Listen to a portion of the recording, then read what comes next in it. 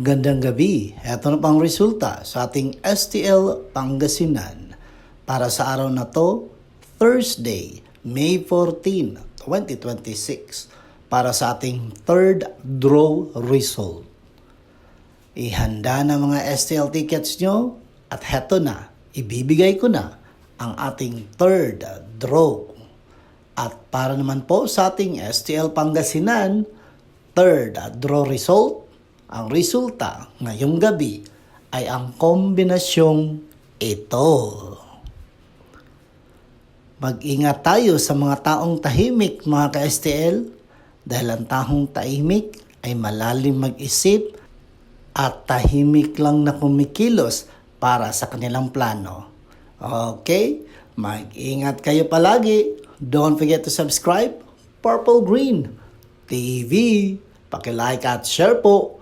Thank you.